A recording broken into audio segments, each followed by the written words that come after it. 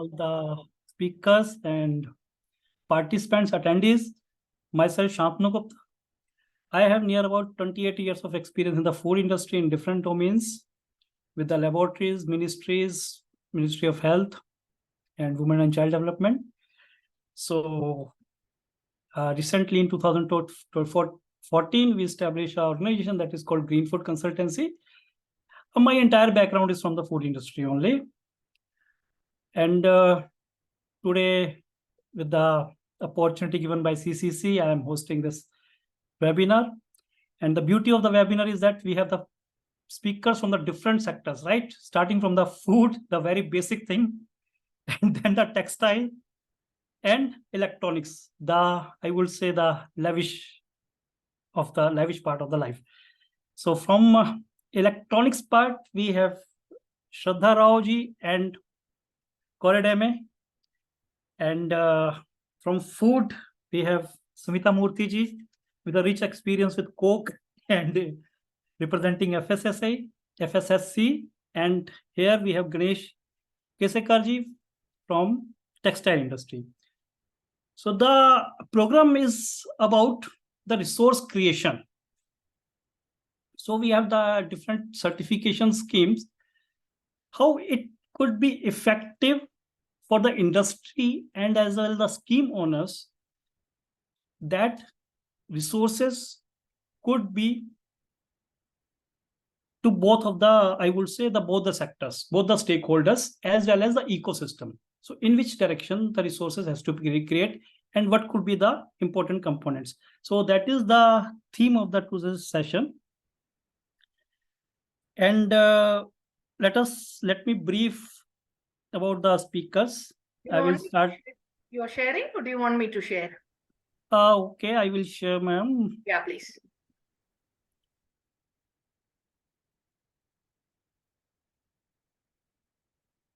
Now is it okay?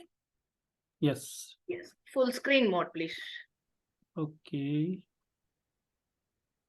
Otherwise, continue. No issues. No problem. No, I can do it. Yeah, please. Is it okay now? I don't see the full screen mode. How about others? I don't see that. That's okay, Sandra. It's okay. Please continue. Let me see. Okay, so I will start with Shraddha Rao ji. She is holding a position of director in Sustainable Electronics Recycling International, abbreviated as SERI. And she's there for about 9 years and closely work with the accreditation bodies and certification bodies for the smooth implementation of R2V3 certification program. And with the other ISO programs, ISO 14001, 45001, 9001, and other management system programs. So, madam, here we are keen to understand what is your understanding about the resource creation. Welcome again. Then another speaker from the same organization is Mr. Koredeme, and he is serving as the executive director of SERI. Sir, I request Teme to please introduce about the SERI, what it is. Let me complete first. Koredeme is a champion of building practical solutions in electronic sustainability with the goals of protecting the enriching lives around the world. And in his Shantanaji, sorry, actually that slide is not on the screen. How about others? Can you see that? Okay. No, Madam, may I request you to please share the slides, PPT? I'll do it. Just give me 1 sec. Can you stop sharing? Okay. Just give me 1 sec, I'll share. Because that screen is not visible when you are sharing. Just 1 sec.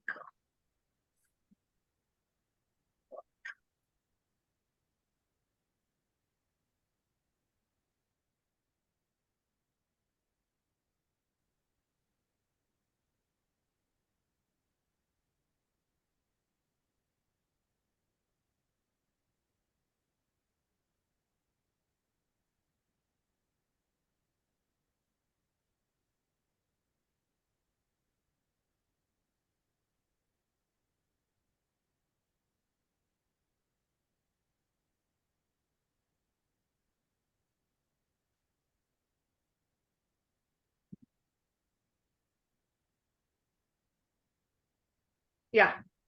Yes, Thank you, absolutely. ma'am. Yeah. So yes, again, I'm continuing with Mr. Kore's Deme brief. Deme has a rich experience of 25 years in electronic industries in different domains. His business sector, government, manufacturing, and individual, the consumers.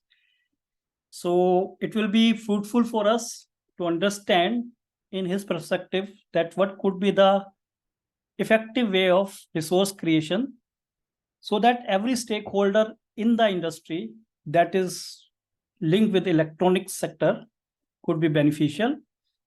Then thereafter we have Samita Murthy ji with 20 years of rich experience with Coke in quality sector, and presently she is representing Aarti, move the slides. FSSC 22,000. One Sorry? second, Shantanu. Slides are not moving. Just 1 second, please. Ask her to change the slide and she'll change it. What? You're sharing, Aarti?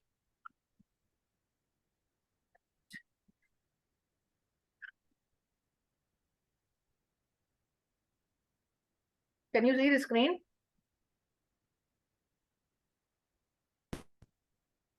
Okay, can I continue, madam? Yeah, please. Please. So Samita Murthy ji has a rich experience of 20 years with Coke, and presently she is representing FSSC 22,000, that is Food Safety Scheme Certification, all about the food safety. And she holds a academically, she's a microbiologist with a rich experience in quality, safety, and environmental and occupational safety standards. And we have in the last Mr. Ganesh. Ganesh Kesek has a rich experience in textile industry, and he's representing Govts, that is abbreviation for Global Organic Textile Standard. So currently he is involved with the capacity of South Asia representative covering India, Pakistan, Bangladesh, and Sri Lanka. So this is a brief introduction about our speakers. Now may I request Shraddha ji to please share her views regarding the title. Thank you. Over to you, Shraddha ji. Yeah, actually, Corey will begin the presentation and then I will proceed after his. Okay.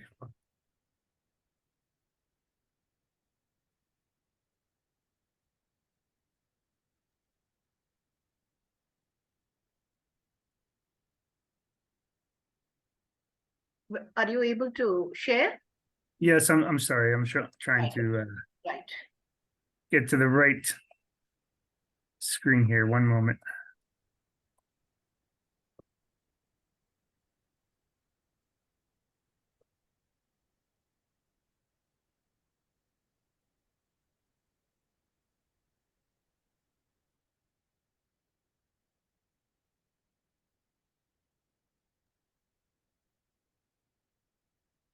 Okay. Hey, good evening, everyone. Thank you so much for having Charlotte and I, and look forward to providing you some information about our organization and the R2 standard and the world of electronic sustainability, where we have the pleasure of working every day. My name is Corey Demi, as was introduced, and our organization is a nonprofit organization in the US that houses the R2 standard, among other things. And our mission in the world is to create a world where electronics are reused and recycled in ways that preserve our natural resources, protect the environment, and protect the health and safety of workers and communities. R2 is a standard for electronics recyclers, and I'll go through that a little bit further. But as a nonprofit organization, we're a champion of electronic sustainability, and we have a number of other programs that we are developing and using to bring the world together around how we can make better decisions around electronics. So if you think about the way the world is today, we take products, take materials from the earth, we make products, we use those products, and then we throw them away. And in this life cycle, this is how we generate e-waste. By continuing the cycle of making new electronics and using them and discarding them when we're done with them. And to be quite honest, this is not a sustainable way to the world. It just we keep producing more electronics, we keep consuming more electronics, and we keep pushing this boulder up the mountains. And, it's not really solving the problem because we can't get out in front of it. So we need to think about it differently. And I think everybody's heard the term circular economy, right? And bringing this full life cycle to where at the end of life, we're recovering those materials from our electronics and putting them back into new products. And this is good. And we need to continue to do that. But it's not enough, because the problem is just being circular is still creating a large amount of carbon, a large amount of climate change, because we're producing all these new products at a rate that we can't sustain. So in order to be sustainable, we not only have to recycle the materials at the end of life, but we also have to use those products longer, use them to the maximum life possible. And we do that through repairing our electronics. We do it through reusing those electronics or repurposing them. And by doing this and getting the maximum life out of our electronics, that's how we can be both circular and sustainable. So as an organization, that's Siri's goal, and that's what we work towards every day. And so we have to think about this not as just the end of life, where we're recycling the product, but all the way through. All those things, like when you buy a new electronic and you return it for whatever reason, if it's broken or you just didn't want it, you have to repair that, trade it in for upgrade it for a new one. So this whole life cycle is where we need to consider how we use electronics. We can do that on an individual level, but to really get systems level change across the board, we have to really think about this as three pieces. One is we have to have the standards to identify and document the best practices to meet our goal. Two, we have to create accountability. So we have to have certifications that hold people accountable to those standards. And third, we need the commitment from stakeholders to demand the standards. So that's three pieces that we need to drive systems level change, in this case, towards electronic sustainability. So let me talk first about the R2 standard and give you some perspective on what's in this standard, how it applies, and then Sharda will take us through the certification programs and the resources that Siri has available. So the R2 standard establishes responsible reuse and recycling practices. So these are best practices for the facilities that are actually repairing, refurbishing, reusing, and ultimately recycling electronics. Those are the facilities that the R2 standard seeks to recognize and differentiate them as responsible refurbishers and recyclers. And what this does is it gives the market a way to identify those responsible parties and a way to create confidence in who you choose in the market is going to do the right thing. And again, this builds change at a systems level when it's implemented across the board and required. The R2 standard was developed and continues to be developed by what we call the R2 TAC, which is a multi-stakeholder group of recyclers, refurbishers, small organizations, large organizations, OEMs, manufacturers, retailers, other corporate interests, as well as government entities, e-waste regulators, consultants, and certification bodies or auditors. So that group forms the TAC, and the TAC is who actually decides what's in the R2 standard and builds this process of consensus. Siri, for our role as the nonprofit and the host of the standard, we're an ANSI accredited standards developer, so we're audited to ensure that the standard is developed in an open and consensus-driven process. So the standard itself is in the third version called R2v3. This was first started in 2005 by the U.S. Environmental Protection Agency, and it was developed into the first standard that was released in 2008. The second iteration of the standard was released in 2013, and now we're on the third version of the standard, which was released in 2020. So this version of the standard was separated into two pieces. One is the core requirements that apply to all R2 certified facilities. And then there's the process requirements that each process applies only to the facilities that are doing that process. And I'll talk about that in a moment. So let's talk about the core first. What's in this thing? The first section is around scoping. Basically we say we certify facilities, not processes, not companies. We certify individual facilities. So everything within the walls of that facility at that address has to comply with the R2 standard if it is anything within scope. The scope being electronic equipment. And next year, just to foreshadow, in the first quarter, we'll be adding solar panels as well to the standard. So the second part of the standard is really about the circular economy. So the standard requires every facility to implement a hierarchy of responsible management strategies, which starts with, we need to reuse products first. If we can't reuse them, we need to recover the materials from those. And if we can't recover the materials, we need to ensure proper disposal. So using that strategy is driving the circular economy to keep using products or the components within those electronics before we tear it apart for the materials and recover the materials itself. The third piece is we require an environmental health and safety management system of every R2 certified facility. Fourth, there's requirements to manage your legal requirements, like in many management system standards. Fifth is tracking throughput. So there's requirements that to track everything that comes into the facility through the process, the inventory, and everything that leaves the facility. Six is sorting, categorization, processing. So this really just kind of drives the requirements for how a facility will decide whether it can be reused or needs to be recycled and the flow of those products. Seven's a really important one. It's data security.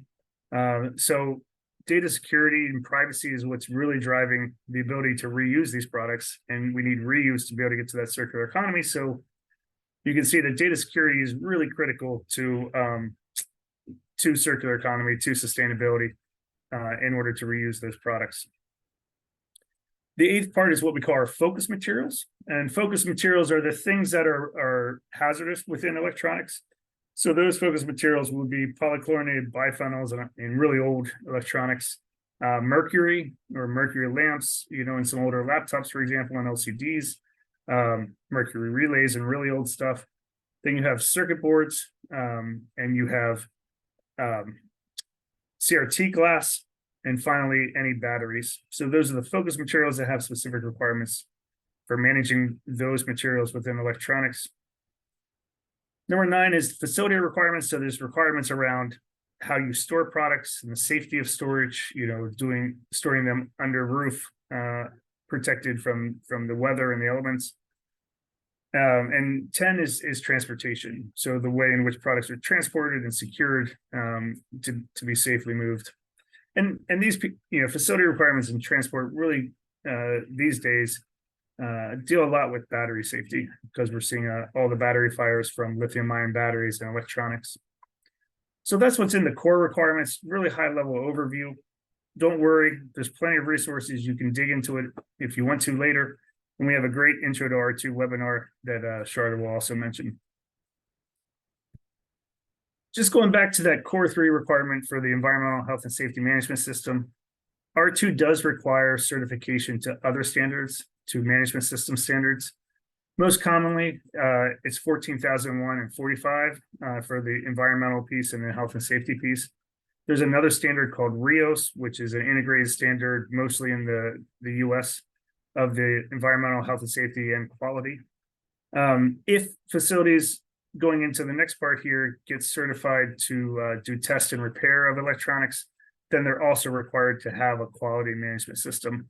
So in essence, when you talk about R2 certification, every one of those facilities is also 14 and 45 certified, and potentially also 9001 certified. So the process requirements that I mentioned, the reason why these are separated out is because not every facility does the same thing. They have different purposes. Where we've really seen a lot of growth in R2 is actually not in recycling of electronics, but in the what we call the ITAD space, or IT asset disposition. IT asset disposition is when a business is refreshing their IT equipment. The equipment isn't really the end of life. It doesn't need to be recycled yet, and it can be refurbished and reused in other ways in other markets. So these appendices are broken down into specific processes that different facilities do different things. So if a facility does this process, then they have to certify to these requirements. If they don't do that process at all, then they don't have to certify. So the first one's downstream recycling chain. So unless you're a processor at the very end of the recycling chain, most facilities will have to do downstream due diligence. So in other words, what is in process within your facility that's sent to another vendor or multiple vendors to be further processed, those vendors have to comply with many of the requirements within R2 to ensure that no matter who processes the electronics within the recycling chain, it's done to this standard, to the R2 standard. Appendix B really enhances the data security piece to add on data sanitization. That could be physically destroying media to destroy data, or it could be logically wiping the media. And logical sanitization is how we erase the data so the hard drive, so the computer, so the phone can be reused by somebody else, and the data privacy is protected. Appendix C goes into the test and repair. This is where I mentioned the quality management system. So ensuring that devices aren't just visually inspected, but they actually function. And we go through a process of having to test the functions and verify that the device is working. Appendix D is really what talk about medical equipment or telecom equipment or laboratory type of equipment. This is a special kind of section for that type of sophisticated equipment and how we can reuse those products. Appendix E is really the recycling piece, right? So this is where we're recovering materials, anything from steel and aluminum to precious metals and circuit boards, to the CRT glass, plastics, and everything in between. And then finally, Appendix F is brokering. So these are traders, right? These are organizations that don't really ever physically take in the electronics, but they're in the middle of brokering it from the upstream to the downstream vendors. And so there's a path for brokers and traders to actually get certified as well. So that's what's in the R2 standard. And at this point, I'd like to turn it over to Sharda to talk about the certification program itself. Yeah, thank you, Corey. So thank you all for having me today to present to you. I would like to give you an overview of the R2 V3 certification program, and also to talk to you a little bit about what we have in terms of training and resources for all our stakeholders. So first of all, who's eligible for R2 certification? As Corey mentioned previously, R2 really applies to any facility that is in the chain, whether it's reuse, repair, and or recycling. Now, the way the requirements have been drafted in R2, it allows for all kinds of business models to be able to be eligible for certification. So that can include collectors, manual dismantlers, materials recovery processors, and refurbishers. But one common theme is that we only accept legally registered businesses to be eligible for R2 certification. Now, most of you may be familiar with the traditional certification process for any management system standard. So, from the time that they start putting their system together to the time they get certified, there's an average time frame for every type of certification. So what we've seen from doing this for over a decade is that it takes anywhere between 6 to 12 months to implement an R2 V3 program for a facility. So the very first step for somebody learning about R2 is to really learn about the standards. So we have made all of our standards available free on our website. So sustainableelectronics.org is the website, and anyone can register and get a copy of the standard. And once you have that copy, you need to know what the requirements are about, how it applies to a facility. So we have a wonderful knowledge base that I'll talk to you about a little bit later, where it really goes into depth on so many levels to teach you about what those requirements mean for a facility, how somebody can be educated to implement those requirements for an organization. Now, as you know, some companies choose to, develop, manage, and implement the systems for themselves. Like they might want to put the R2V3 program for their own organizations if they have the resources. But as you know, many companies don't have the internal resources and so have to rely on an external consultant to help them out. So our website and the tools that we've put together in our knowledge base helps an external consultant to be educated to help their company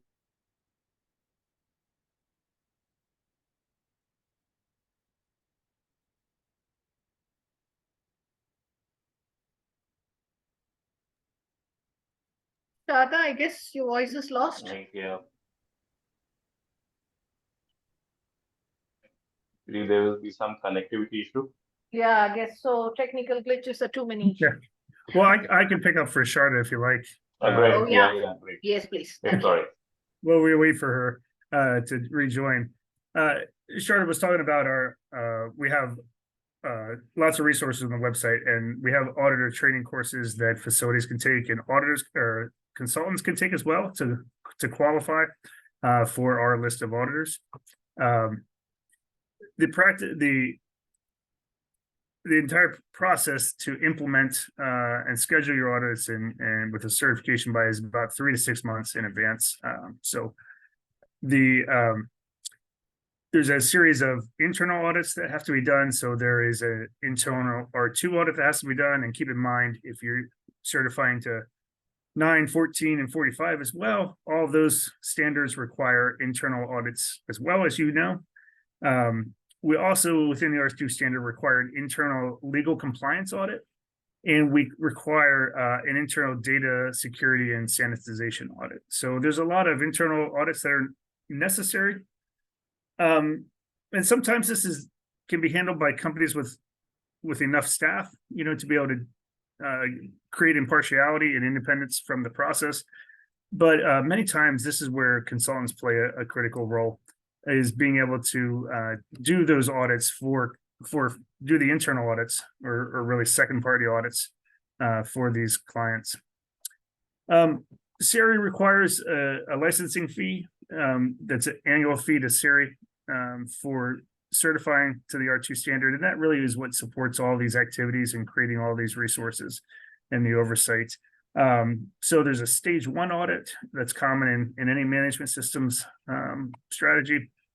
And at that point, you would sign the license, and then there's a stage 2 audit, which is when you have the actual final audit to be certified. So that's the process of getting certified.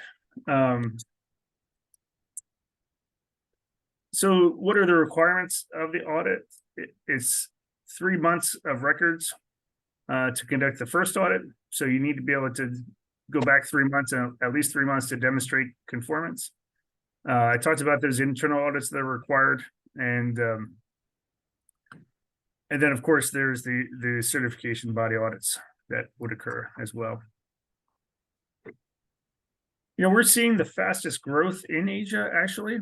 A lot of different reasons driving that, but one of the reasons is that these multinational companies are trying to harmonize their approach to the market, and so that's driving a lot of the demand for R2 certification.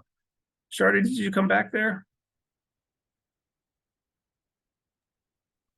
I'll keep going. I saw her for a moment. That's okay. Hi, Sharda, you're I on mute. apologize. The internet actually shut down on my end. Can you hear me? Okay. Yes, you can continue. Sorry about that. Not I a was problem. trying to do my best, Sharda, while you were gone. Oh, no, no, no, I could hear it. I was trying to get on my phone actually, so. You want to pick up here? Sure. Did you finish the slide or not yet? Not yet. I didn't talk about, yeah. So I think Corey talked about the growth of R2. We've seen a tremendous growth over a decade. And we have already 48 certified facilities in India. And, across, and now we have over 40 countries. I think it's at about 1,075 companies certified today, over 7 regions. And we anticipate more growth over the next few years. Oops. I don't think that came up the way we expected, Sharda. That's okay.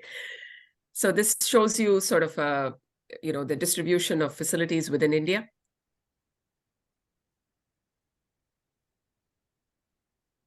All right. So this just shows you the trajectory we've taken with certifications within the program, with one facility, the first one being certified in January of 2010, and how much we've grown in about 13 years. We're at about 1,070. So let's talk about resources. That's really the focus of today's webinar. Sari has done a lot of work, within our team to put together as many resources and, training options out there for anyone who's interested to learn about the standard and wants to either, set up R2 for their facility, or who wants to be an auditor, or who wants to be an accreditation body assessor. So this is how our knowledge base page looks on Sari's website. As I mentioned before, it's sustainableelectronics.org. And I would say the majority of the information on this is free, except for a couple of courses which you have to sign up for and pay a fee. But everything else, we have made it available for you to access for free. So we have, a getting certified page, wherein you can, you have access to the standard for free. You have the intro to R2 webinar. I think Corey touched upon that. That's essentially a 90-minute webinar that you can organize with one of our education directors, Patty McKenzie. So she goes through the whole R2 standard in 90 minutes, and you can schedule a time with her to be able to walk through that, either as an organization or as a group of people. And then we have other, R2 links. We have wonderful video libraries that offer a lot of tools and, videos to go over all the requirements of the standard in depth. We have level 1 and level 2 modules that you can go through depending on how intense of an understanding you want on the R2 standard. So there's a lot to explore here. So anyone who wants to learn more about R2v3, this is the place to go. So the two actually training classes that I want to highlight today is, one is the intro to R2 webinar that I just spoke about. It's 90 minutes and it's available for free. So you can actually go into the knowledge base and click on, I think we have like different options for you to sign in based on the time zone where you're located. And you can set up a session with Patty to walk through the standard with her. She does an excellent presentation covering sort of the core and process requirements that Corey covered earlier, but in a little bit more depth, but not in so much depth that, it's like a class. It's just to give you a nice overview. But if for someone who wants to be a consultant, someone who wants to become an auditor for this, for the standard, that's when we recommend that they do the R2v3 auditor training. So this is really a very intense class. It's between depending on the time zones, it can vary between 3 to 4 days. But, we expect that you come knowledgeable to some extent about the standard, because we give you a lot of pre-course work to do. And then we put you through an intense interactive auditor course for about 3 to 4 days. And then you're expected to take an exam at the end of it, after which time you really get a good understanding of how R2v3 is audited. Now, this is a paid course, and we have so many different options on our website for people to sign up and register. And we have, if there's enough demand, we do separate classes for different countries. So we are actually just we're doing our first India training coming December. I think the first week of December, it's already a full class. And we're hoping to organize another one first quarter of 2024. Added to this, we also do annual refresher trainings. We do remote auditor trainings. I mean, we have so many different options that are available depending on what kind of work you do under R2v3. Started in our trained consultants. also participate in that program, right? And get all the same information that the auditors are getting? Correct. So a lot of consultants do our auditor training because they want to see what the auditors are going to look at, since they've implemented the R2V3 for their clients. So And it qualifies them to do the internal audits as well, correct? yes, it does. Yeah. I think we have a slide also that shows what, oh, it might come later.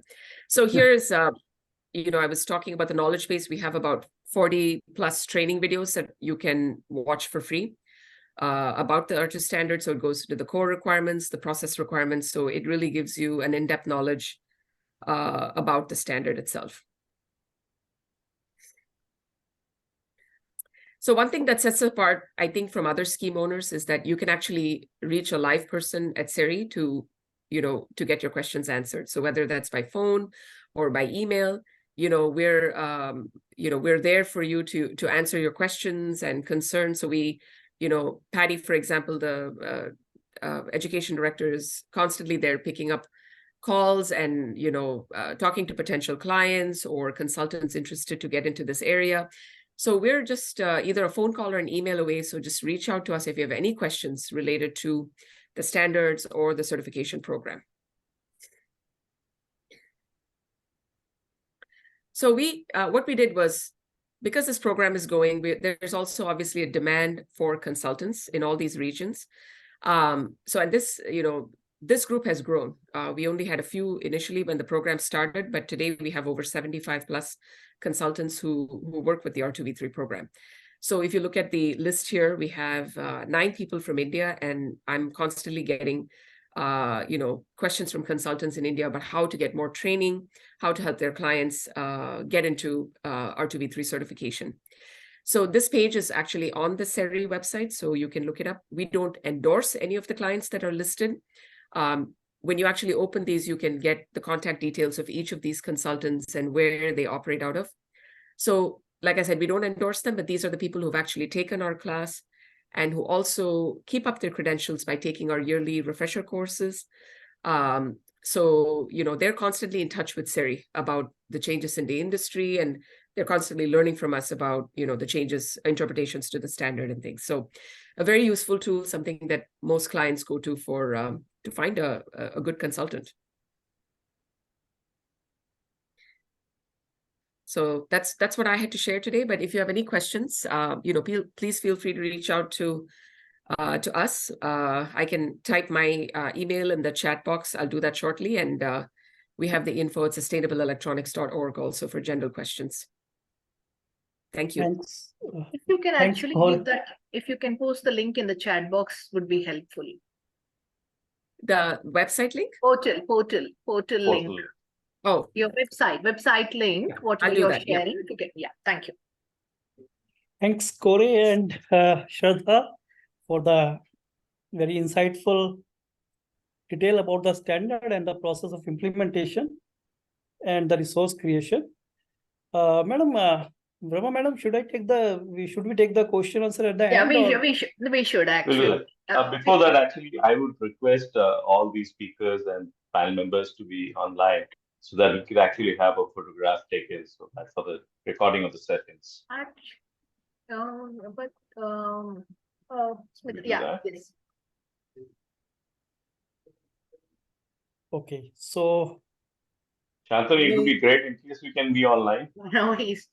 I have some challenge with the software. Yes. Not a problem. Okay. Now may I request Samita Murthy ji to share her views regarding the resource creation. One Yes. second, Shantanu, just a second, please. Can if it's fine, actually, any questions from the audience can be. Are you going to be there? Will you be staying, Corey and Shada? Corey. You'll be there for the entire session. Am I audible? Would you be? I can hear you. I'm sorry. I Yeah. actually I have a flight to catch tomorrow back home.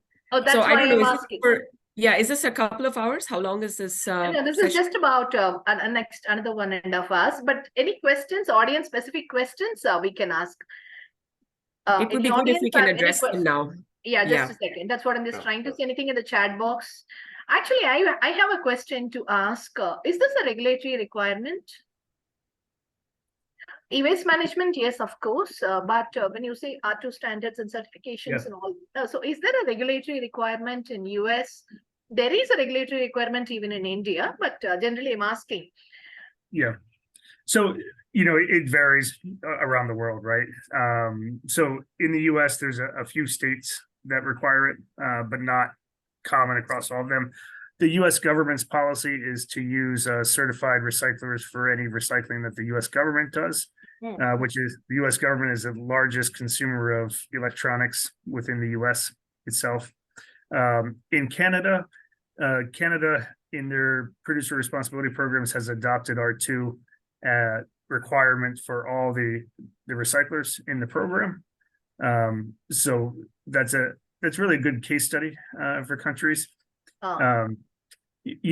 India has the e-waste rules of Yes, 2022. yes. And so, what Sarah's working on is helping facilities to integrate those rules and guidelines from CPCB into the legal requirements part of the standard and all those pieces where that fits to make it seamless. And we're,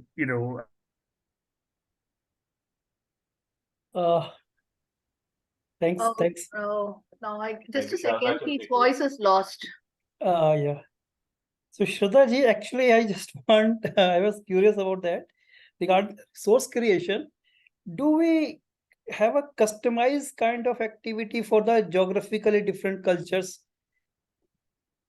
No, not really. Not under the R2v3 standard. We follow the same. Do you mean like auditing protocols and things? But I feel, yes, having the same content throughout the globe, or instead of having a customized way of delivering the things, will make the impact more effective. Yeah, I mean, at this time, it's just the same model that's been applied. We haven't had a challenge with having to customize it necessarily.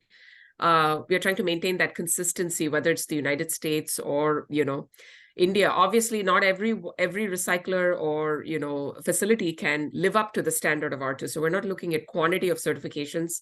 It's really the quality. So there are only select few, types of recyclers that can qualify for this standard. So, that's the aim. So that's where I'll slightly like to add the point over here.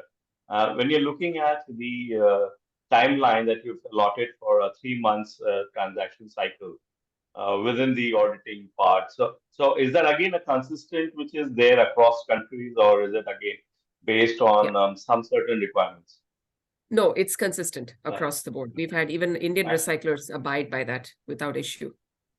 Okay. And I just wanted to point out also that we're when I was there in Delhi last week, one of the nice things is that we're trying to look for local certification bodies in India to keep costs down. So I didn't mention that in the presentation because right now it's only the US certification bodies, but I'm working with NABCB. NABCB has officially accredited R2. And we're finding local, I have DNV, URS, companies that are looking to get accredited. So this will keep, I would say, the expenses down for, Indian clients and for consultants to be able to sell R2, so. Which will be the, you're the scheme owner. Seri is the scheme owner. How about the accreditation body? It's NABCB for India. India for NABCB. So we will have three. We have JAS ANZ in Australia. We have ANAB in the US, and we have NABCB. JAS ANZ actually just endorsed us 2 months ago. That's why we're in Australia to speak to them. But primarily I would say the Indian market would rely on NABCB's accreditation. It works out to be cheaper. You don't want a US assessor flying out. Gets to be very expensive. I know, of course. Yeah. So which are all the sectors, predominantly all electronics, medical electronics, and all? How about? Yeah, they're considered specialty, but we primarily, like Corey said, most of them are what they call ITAD facilities. So we're, our focus is on reuse first. Okay. So where you can refurbish, reuse, and then if no other options exist, then you go into the recycling, final disposition essentially. So the bulk of the R2 certification, 75% of them are in ITAD. So that essentially means people who are repairing, and reusing and remarketing the electronics. We're not just looking at end of life. No, but the fact is also that we do also have a lot of unorganized sectors who will be working in these areas. So that will be again a major challenge that we're looking at. Yeah, we haven't even touched on that on this session, but we have so many other programs that Corey alluded to in the beginning. R2 certification is only for one group of people, but we have a lot of other things that we're developing. We have, R2U, which is an educational program that, where we provide free videos. I mean, that's the industry knowledge on recycling and reuse, all of that we're putting together. We have IEMN, a network, which is basically when we get together with the regulatory bodies around the world to exchange ideas, about sustainable or responsible recycling of electronics worldwide. So there are all these other things outside of the certification that we're doing. And I think that probably will be another session we would have to do, because it's just kind of focused on the definitely. Yeah, there's honestly multiple things that we're doing, and we also are developing the ESG standard for electronics. So I don't think Corey touched upon that, but that's another big area for us. We'll be the first to develop that. Oh, wow. Can we say that this is a voluntary initiative, or it's linked to a regulatory mandate? Yes, it is. It is voluntary, but a lot of the OEMs do require their downstream vendors to be certified to R2, given the value of the certification. So that's what drives, the certification. Okay. So not this as a standalone voluntary also this runs, not necessary that there has to be a regulatory mandate, because what's happening is today, if there's a regulatory mandate, something is moving, but then these are all voluntary initiatives and has to happen on a voluntary note. Yes, that's right. And, obviously with regulation, if it's pushed, we're going to get more certifications. There's no doubt. So what we're trying to do is reach out to the government. So we were here in Australia, we're doing that in India. Even if we cannot force them to acknowledge it, but at least maybe recommend the certification, that'll take it that far. But for now, what's driving certification is really from the OEMs. We will also we would like to have some more knowledge sessions. You have beautiful knowledge repository you have created. That's the treasure trove even for us. We would like to, in fact, disseminate this knowledge with the industry corridors, because what's happening in the country is we are emerging as a very strong hub for medical technologies, medical devices, and medical electronics in the country. Okay, and that is happening, and there are domestic manufacturers, and we are seeing a rise in the domestic manufacturing pool also. See, there's lack of awareness, and because we have regulations, we still find in the industry forum same questions being asked on a daily basis by manufacturers. So we do have regulations in the country. More than that, they need to have an awareness, implementing a good system structure. They can go for a certification at any time. That's a voluntary initiative. Yeah. And, my goal is I want to be able to reach out to people. So we have consultants who can help, absolutely, the group to come up to the standards of R2V3s. That's lacking in India. We only have 9 for the whole country. No, that's it. No, it's lack of awareness. Let me tell you, because every day something is being, many sectors are brought into regulations. Only if there's a regulatory push, and this is what we try to educate the industry. You don't need a mandate to come out with essential ones. These are all the essential ones, the way we dispose, and we have a responsibility quotient also, the whole thing. So I think a good knowledge education and series will make them understand. As the session is on, posting in a couple of these industry forums, first question is, share the recording. It's done. Is the recording available? And that's how it is. We're just trying to make them understand that, the way of doing business is linked to all these things. Maybe some conversations, we will also request you for dedicated conversations for medical devices, medical electronics domain also, and of course for other sectors also. But that's why I wanted to know which are all the sectors, so that, we can continue to educate them. And lack of awareness, most often, no, they are not aware of any of this. That's an issue. Okay, Corey's back. That's it. Thank you. Do you have any other questions? Thank you so much. Yeah, attendees, any questions? I don't see anything in the Q&A box also. We can move on to the next session, I guess. Okay, thank you, madam. So thanks, Corey and Shraddha ji, for a very insightful Most session. welcome. Thank you so much. Thanks so much. Now, roti kapda and makan, roti kapda and electronics ho gaya. I request Samita ji to speak on the food, something on FSSC, how the resources could be created. Over to you, ma'am. Please, Samita. Yeah, over. can you see my screen, sir? Is my screen visible? No. No. No, you're No, not. ma'am. Okay, 1 second.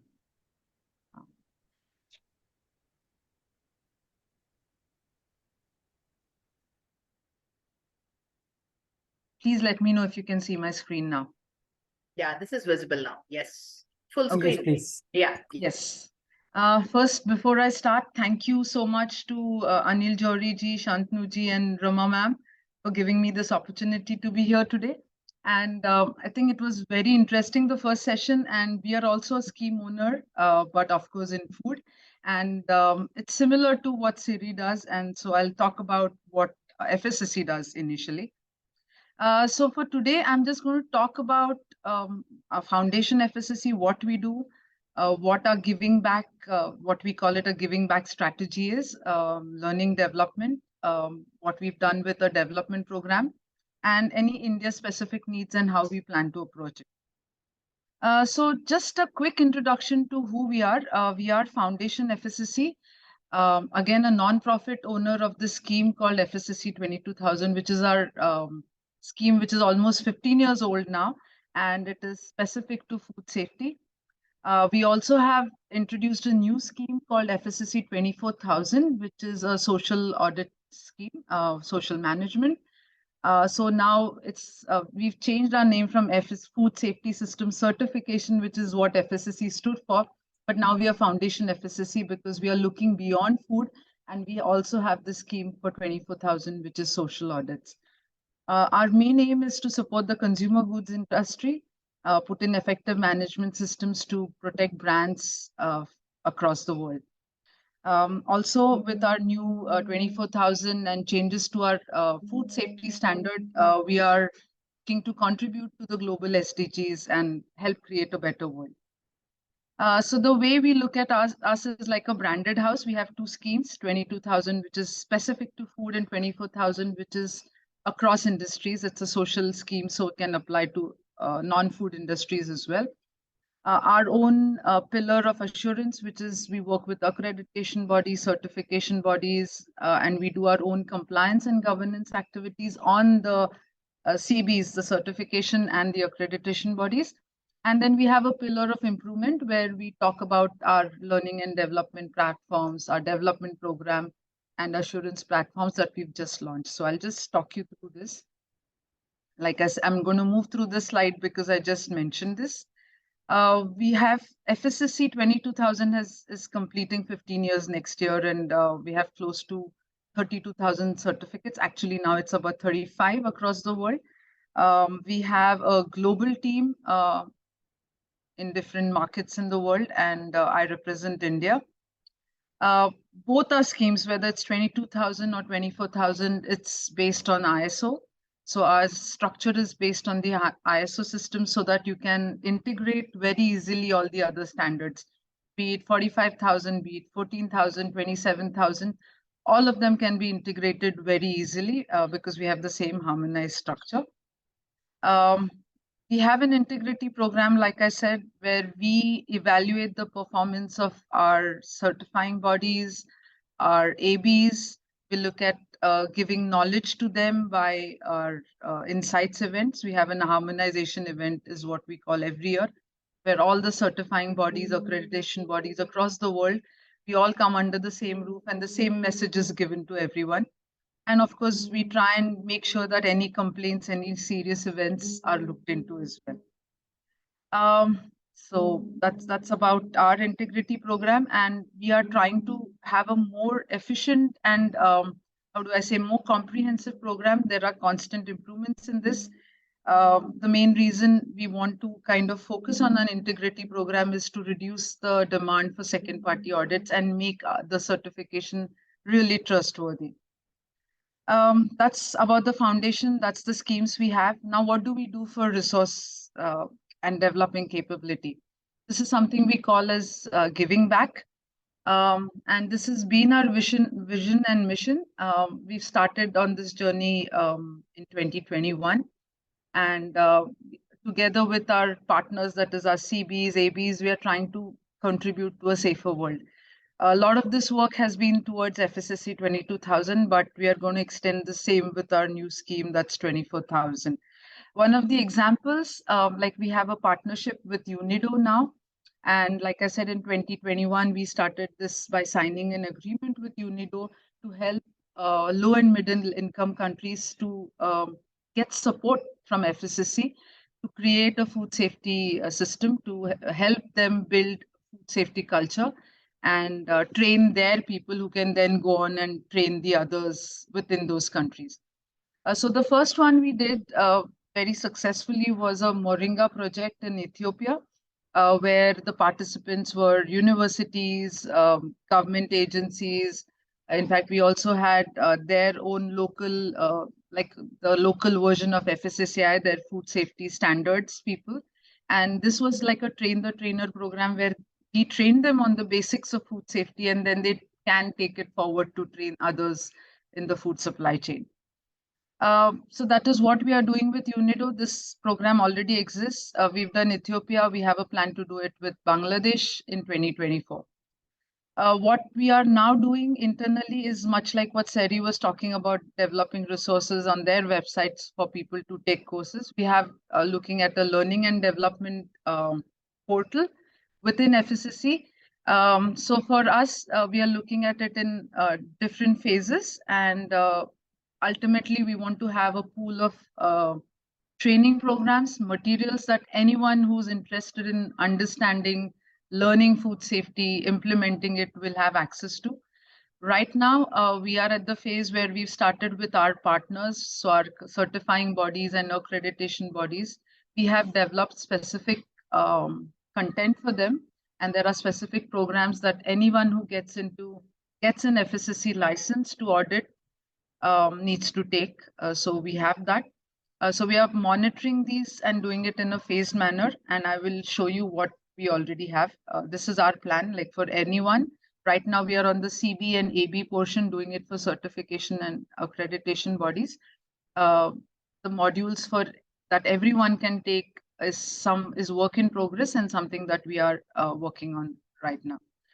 So there are different types of contents that we have on our FSSC website as well. All the webinars that we do as knowledge sharing sessions for the industry, for everyone, basically. There are recorded webinars available. We are thinking of going into an audio podcast and preparing decks which people can use for training. So this is where we are at. We are still not completely as, I mean, we don't have all the courses on available for everyone. Our learning development program is still being developed. It's not as advanced as what you saw with Seri, but we already have things for auditors. We are planning to extend this even to consultants and open it up to them. So like Shraddha said before me, that they need to know what the auditor is going to look at and understand. So these are already e-learning courses which are available, which are part of the onboarding program for anyone getting an FSSC license and wanting to audit or a CB wanting to take 2 FSSC audits. They need to complete all of these. So this is what we already have. What we have on our website, and again freely available for everyone to download and understand, is a set of guidance documents. So we have a set of guidance documents for basically for the food industry, which will talk about food fraud, food defense, food loss. There are also recorded webinars on all these subjects, which you can download from our website. These are absolutely free. Similarly, we are developing a bunch of guidance documents. Now we have a set of 4 for the social audit schemes for people to understand how to implement this. So these guidance documents already available there for use and easy to download. The next piece that we have done and we've already implemented is called the development program. So the way we look at development program is not all companies or not everybody can implement FSSC 22,000 or 24,000, just start and do it. It doesn't happen that way. There are a lot of small and medium enterprises who do not have the resources to do full FSSC 22,000 and say, in a year, I want to do this. But there is a market demand because anybody, who has customers outside of India or big companies, big food companies who want to buy from you, they require some kind of assurance to be able to say that, okay, the food that is being done is safe. So we've developed a development program. In this, there is no annual fee for a food organization. So if I'm a small company wanting to do development program, I do not have to pay any fees for it. Of course, the assessments are also much smaller. And the way we've structured it is a level-wise approach, which we call as a stepping stone model. I will just take you through that slide first. There are 3 levels. We look at FSSC as 3 levels. At the very basics, there's a level 1 foundation, which is, the absolute minimum. You need to understand HACCP, hazard analysis, for example, to make food safe. You need to know how you're going to source your food. You need to know how you're going to cook it, how the process is going to be. So that's the absolute base level. And there are small and medium companies for whom just this level is enough. So they can just do level 1 foundation. If they are okay with this and their customer demands a little more, like, you want to add now traceability, you want to add a few management system elements to your system, you can go in for the level 2. And once you're okay with level 1 and level 2, you can probably do the entire FSSC 22000. So this is what we are calling the stepping stone model. And this is developed specifically keeping in mind that not everyone can do the full scheme at one time. There are 3 major ways in which this works. There's a self-evaluation tool. All of these are, it's available free on our website. You download the self-evaluation tool, do your own assessment to see where you are, whether you're at level 1 or level 2, or, where you need help. Get training. If you have the resources internally to do training, that's what you can do. And then you approach a assessment body or certification body, which comes and does a certificate assessment. Because the requirements in this level 1 and level 2 are smaller, the audits are typically shorter, like 2 to 4 days. And so the cost goes down. And of course, there are no fees that the food company or the organization also has to pay. So it makes it cheaper for the food business to start off, with this stepping stone approach. That's it. So you either can stay at level 1 or you go to level 2 or you go to the full thing. Like I said, all these tools, the requirements, the self-assessment tool, freely available. It can be translated into several languages. We have some for India. Of course, there's no Hindi. English is used everywhere, so we have it. But if there's a need, we can do the translation. It's a very simple checklist where you go filling yes and no. You know what your gaps are, and it also puts up a score for you to understand where you need to work on, and to improve that. Like I said, training you can take if you have resources, or you can go to one of the organizations or consultants mainly. And then at the end, you get a conformity statement, which proves that you at least have the basics of food safety in place. We are planning to go the similar route for 24,000 because we know social audits are also, again, a challenge. There are a lot of industries like textiles which require some form of it. And a lot of companies do it, like they can, SEDEX and things like that are already there. But developing a management system around social audits, this is the way to go. Yeah. Again, from the development program, like I said, small and medium enterprises. In fact, the initial discussion to develop this small program was for countries like India and Africa, LATAM, where we've started working on this. Small artisanal food companies and suppliers who are going to supply to bigger organizations. That is where we find really the value of this program. I'm just going to go to the next slide. And I would like to focus on one thing, like if you're a consultant, then using the development program toolkit that we have on our website really helps, because you can use it as a tool to train. You can use it as a tool to train your own internal auditors to be able to understand how the system works, a checklist-based approach for them to get into the auditing of the food safety. So all these resources are freely available there. For India specific, what we know, I mean, I am based in India. I've been auditing work for quite a bit in this area.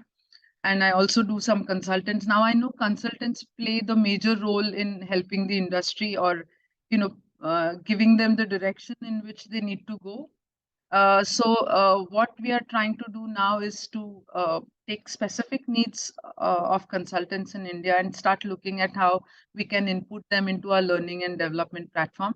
How do we open it up for everyone, like Seri is already done? We want to be able to work with consultants consortium and QCI and people like the people who are on the call today and consultants, so that we can kind of get their interaction updates, inputs, and then work on how to do it best. For India, it will be a specific requirement, maybe face-to-face or smaller knowledge sharing sessions will help. And that is what we are willing to engage with and work out with them. Our aim is to develop a robust quality culture, whether it be 24,000 or 22,000. So we are planning to start working and trying to look at ways in which we can engage with, we already engage with NABCB as our certification bodies, but with QCI and organizations like CCC to take this further. So this is where we are at, and the limited things we have right now for resources and knowledge sharing, I've already told you, and this is what is in pipeline for us going forward. Our portal is already ready, but we need to get content now, which is applicable to everyone, not just the ABs and certifying bodies. So that is where we are working. And well, thank you so much. That is from FSCC. Thank you. Thanks, Samita-ji. Very insightful session, especially for me, I would say. Yeah, I will myself look into that. How could be a resource to FSSA? Thanks again. Thank you. So now actually we started with the session from the electronics, the lavish part of the life, Yeah. and then move to this. Now what I would say that now we are into the ecosystem, okay, in which the hierarchy is a necessity base. Now, first we learn about the sustainable standard, then the safety. Now here comes the organic part. So I welcome Mr. Ganesh Kesekar to put some light on the standard, that is a Govts, and what the organic textile means to that, and the ultimately the gist of the session, how the resources are being created to have effective implementation. Thank you. Over to you, sir. Yeah, thank you. I hope I'm audible. Can Yeah, anyone- very much. Yes. Thank you. Just a moment, sir. Just a moment. And I also request the attendees to please put their questions in the question this message box or QA section. Please be attentive and raise your questions. Attendees, please. Yes, sir. Over to you. Yeah. So, friends, can you just let me open my screen first? I hope you can see my screen now. Yes, very well. Yeah. So, even before I move ahead with my words, a big thanks to the organizers, Mr. Anilji, Shantanu and Rama Madamji, for this wonderful opportunity. And as Shantanu has rightly mentioned, I almost each and every speaker has echoed. I would like to echo that again. Today's talk is basically related to the basic requirements of the humans, the food, clothing, and the shelter. All remains the basic requirements of human life. And I would like to take you to the journey of what the textiles is all about, what organic textile is, and how what role and what importance can the consultants as such play in the journey of the organic certification or in the textile industry. So yes, this is our vision. We believe and we want that the organic textile will become a significant part of everyday life, enhancing people's lives. And why it is so? Because on a broader aspect, if you look at the standard, it covers the entire textile supply chain, right from the farming up to the retailing stages. So even though I say when it's from farm to fashion or farm to retail, farming is not directly covered by us. We do respect the law of nation, what the government of India or the respective government says in a particular part of the world. We respect it and then consider the raw material as an organic material as an entry point for the organic textile manufacturing. But yes, from there, then onwards, this standard, the Global Organic Textile Standard, is a voluntarily followed standard, and it is a processing standard. I mean, when I say it is the processing standard, that means once the cotton is grown in the field, it comes to a ginning factory. From ginning, it goes to a spinning to make the yarn. From spinning, it goes to a weaving factory to make a fabric. Likewise, up to the final retailing stages. So this particular standard is applicable at each and every step in the textile supply chain, being a part of the organic textiles manufacturing. So, as I rightly said, it covers the entire supply chain from field to fashion. What it covers is the social, environmental, and the ethical business criteria. So, these are the three pillars of the standard. It is done by the independent third-party certification. So we as a scheme owners or the label owners, we are depending upon our approved certification bodies who will do the audits on our behalf with due diligence and issue the scope certificates and the transaction certificates to the supply chain in the industry. The entire process of the Govts program is verifiable, identifiable, and traceable. So at the moment, if you want to trace, if you have purchased some organic textile, and if you want to have a complete traceability, at the moment, it is possible, at least by manual process and by incurring all the CBs and all the work in a system, you can actually trace that the particular cotton used to manufacture a particular shirt was grown in which farm of the world. So that's how we have a traceability system at our end. It's an internationally recognized standard. Yes, when we talk of many sustainability standards or the social compliances being followed in the textile industry, Govts is termed as a gold standard in the textile industry. Before I go ahead with the role of the consultants and why it is important, I think this statistical data will be enough to show you the volumes that we speak about. Let me, yeah. So you can see we started our journey. I mean, like today we are crossing almost 23 years of the Govts. We started long back in 2002, and 2006 we had the first standard version 1 being implemented. And then in 2006 we had 27 certified entities on the global front. And if you look at the journey from 2007 till 2022, we have close to 13,550 certified entities on the global platform.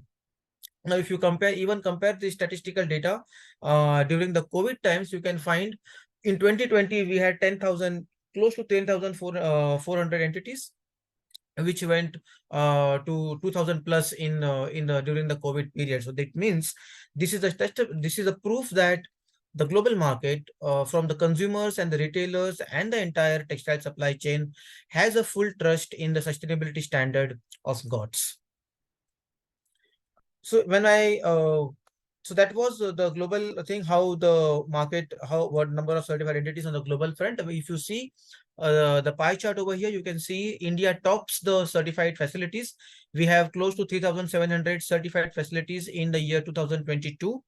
Then followed by Turkey, China, again Bangladesh, Pakistan are also in top 10. Sri Lanka also has a decent number of certified entities. So overall, the region which I'm taking care of, that is South Asia region, is one of the major and an important area as far as the sustainable organic textile supply is concerned to the global market. Now, you can clearly understand when we see this statistical data, this means that there is a huge demand from the consumer ends, from the retailers end, for the more and more sustainable textile products. And if we believe in this, and if you have a trust in this, that means we are going to have more and more queries about the more and more companies being a part of this supply chain. And that is here where the role of consultants will play an important role in coming days, at least in a country like India, where we have the major supply base. So, you can see here the several independents and individuals or companies have been offering expert consulting services. There is a need that the individual or companies are vetted and approved by a global standard in order that they disseminate correct knowledge to textile industry. I mean, like as of now, there are we have around 7 to 8 certification bodies who are active in India. On global platform, we have around 16 certification, more than approximately 20 certification bodies who are active on the global platform. But still, if you ask me as a representative in the South Asia region, I have many queries every month which are coming from an uncertified entity or a company which wants to be a part of the supply chain, that how do we go about with the certification process. And this is where I think the role of the consultants will play an important role. So we have clear-cut policies for being the certification bodies, and also for what it requires to be an approved consultant. If you go on to our website www.global-standard.org, you can definitely find all these requirements. But still, I will just like to highlight few of the basic requirements of what will be required to be a qualified or an GOTS approved consultant in the textile industry. So these are the few of the primary qualifications that we look forward for. We look forward for a sound experience in the textile supply chain, because if you see, textile as such is a simple product that we wear and move about in the world. But if we have a look at the manufacturing process of textiles, it is very complex. There are many permutations, combinations of physical and chemical activities being performed on a textile product. So we look forward that the person who is going to be a consultant has a sound experience, at least 5 years of experience in dealing with GOTS in some capacity. I'll elaborate these in the coming slides. The knowledge of other standard systems is also important, because as I've mentioned earlier, textile industry is an industry which complies and which follows a lot of regulations and which adheres to a lot of voluntary and mandatory requirements. So we expect that a person is having knowledge of all the other standard systems as well. So there are a few of the attributes that we look forward for a person to be a GOTS consultant. They, based upon the various scope, we look forward for certain attributes. Like if someone wants for the GOTS standard and implementation manual, then we look forward that this should have a 5 years of being associated with GOTS in all other certification bodies as such in the market. Apart from that, then we have other scopes like for the licensing and labeling, which again requires for the 5 years of experience with the basic knowledge of labelings, what a label should look like, what it should have, what it should contain. The person should have a merchandising experience. And these are all experience that we look forward. Chemical restrictions and environment requirement is very essential, because as I mentioned earlier, textile is a product which will go ahead with a lot of physical and chemical actions. And when we want colorful clothes and having different finishes and all, so that means there is a lot of chemical actions being done on the textile product. So as such, in the standard, we again don't allow any of the chemical blindly to be used in manufacturing to process a GOTS approved product.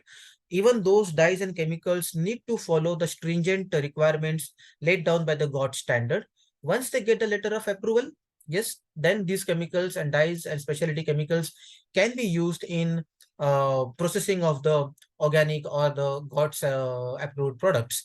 So for this scope, we look forward for a basic qualification of the chemistry, 5 years of experience with textile industry. Either it can be a processing or a chemical manufacturing or RSL compliance and all those things, even supervisory positions in testing and research institutes. So these are things that we look forward. If you look for a quality testing requirements, yes, then the person should possess all the knowledge about the quality aspects and the requirements of the product as such on the global platform. Certification to GOTS, TCs and scope certificates. This is one other for again which we look forward for the 5 years of association with the textile industry. And approval for certification bodies is also one of the attributes for being a GOTS approved consultant. So in a nutshell, who can apply? It can be any individuals, as I mentioned in this slide, with the experience and the background of the textile industry or the chemical industry. The individual can apply for being a consultant. The question arises, can an organizations apply? Yes, but only on behalf of individuals. Only individuals are given approved GOTS consultant status, not the organizations. the applicant cannot be employed. Means if he wants to be a consultant, he cannot be a part of any of the certification body, or he cannot be a part of any of the certified entity as such. So there are certain rules that the Govts standard had laid down. Now, what the process is, it's a very simple process. You can download the application form from the Govts website. I have that handy with me. If required, I can share with you. Await for the invoices processes. The standard will scrutinize the same. Whatever the applications will be required, some interviews will be taken, or additional documentation will be required. So all this process will be conducted by the as the scheme owners by us, and then we sign a contract if everything is successful. Now, as per the approval, the once you get a status, it is valid for the 2 years. And what are the consultants allowed? They can use the Govts signs, attend the Govts trainings and webinars. So yes, as a standard owners, we do promote, or we do conduct certain trainings and webinars on various parts of the world. So you can go ahead with that. Use Govts documentation for the consultancy, create presentations and all. And yes, so you can go ahead with giving your expertise to the industries for that. Coming to the commercial aspects, this is what the application fee of 2,000 euros, a minimum annual fee of 500 euros, and once you are a approved consultant, then thereon you have to pay the 5% of the turnover of the business that you do. So that's all. I think I have tried to give you a short and sweet synopsis about what the standard is, how we operate, and from the for being a approved consultant, what is the procedure required for the same. So if you have any questions further to this, still you can ask me over here. You can also find my email ID mentioned on the screen. So you can also drop me one-to-one emails, and I'll be happy to assist you from my end. So thanks. That's all from my end. Once again, thanks to the organizers for this wonderful opportunity, and I look forward to help your queries and support you in coming times. Thank you. All of you to participate in the poll, please. It will be open for 2-3 minutes. Request all the delegates, participants. Not too sure. This is for the delegates and participants, not for the speakers. Okay. Oh, so host and panelist cannot vote. I know. Host and speakers can't do that, and it is not possible.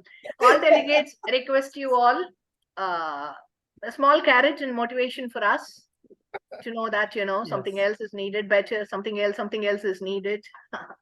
Request you all. Yeah, dear participants, attendees, please do the feedback. And on my behalf, I thanks Consultant Consortium of Chennai for this beautiful platform, the knowledgeable learning to relearning, madam. This is the tagline. And hopefully speakers as well as attendees, panelists, everyone is beneficial from this discussion. And I personally thankful to Jory sir. Actually, it is Jory sir who make me to connect to all these speakers, and madam as well. So for today's session, I think it's madam. Should we? Thanks. I would say thank you. Aarti, can you close the poll? Aarti, can you please throw the results of the poll, please? 1 second. Yeah. For all of you, just to have a look at it. So for, yes, 8 out of 8 is unanswered. On an average, it's excellent is 63%, good is 38%. Again, scroll down, excellent is 75% in the quality of speakers, and it is good, just 25%. What influenced you to attend this conference? Regular attendee, excellent. It is 75% and good is 25%. This is fine. Okay. So, right. Yes. Thank you. Thanks to the Samita madam, Ganesh, Atul sir, Rama madam. Thank you very much. Thank you, Shantanu ji, for Thank all you the so efforts. much. Thank you, Atul ji. Thank Thoroughly you. enjoyed the Mrs. session Singh, today. thank you very much. And Thank you, Mr. Ganesh. Thank you, very ma'am. much. Thank you so much. Bye. Bye. Bye.